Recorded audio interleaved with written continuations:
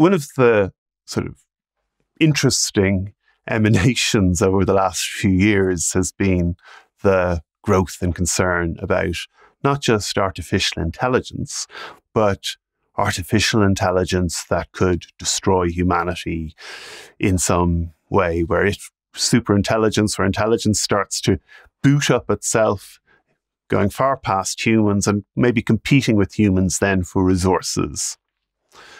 It's an interesting thing because it really has grown, and there's funding for conferences and meetings. And the first view on this is, well, if you are to have these vast, complex systems that take over, become intelligent, it's going to take some time, number one. And number two is you need a complex civilizational structure to keep innovating and supporting those systems, because of course they're made from metals and materials and energy and all of those other things that require the conditionality of a complex civilization. And you've got to let it run for, let's say, 50 years.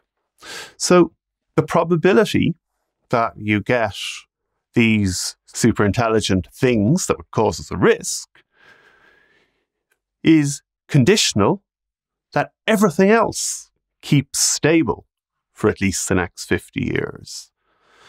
Now, the problem is, of course, is that the things that might destabilize it are growing from multiple directions. And here you kind of step back and you say, wow, this is interesting. At the moment when these other great crises in energy and food and climate within our financial system are growing and they're proliferating, and we're really starting to experience them, we start to get really worried about superintelligence.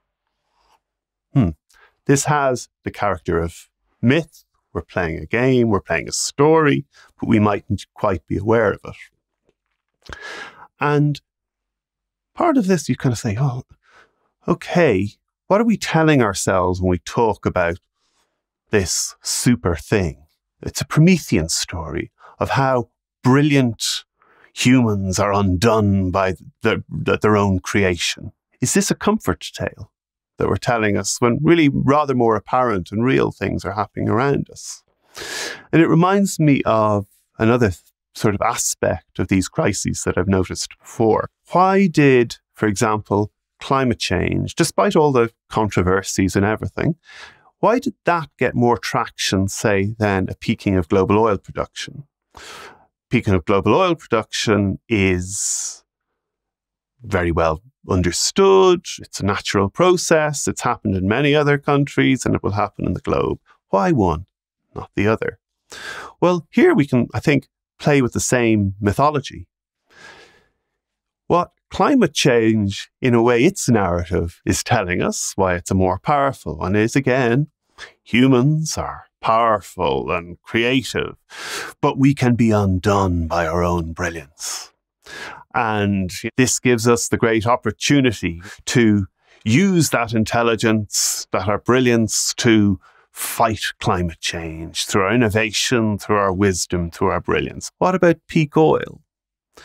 I've often kind of felt, well, it shows something slightly different about us. It shows vulnerability. Oil is a dependency. It's something we need. So I think really in the broad sense, how we look at these sort of crises are deeply tied up with the stories we tell, the mythologies we hold. But one, as I say, I think if we were a bit wiser to ourselves and the stories we tell ourselves, we'd be far less worried about superintelligence, and we'd be putting those resources into things that are much more visible around us, that really do represent an existential risk.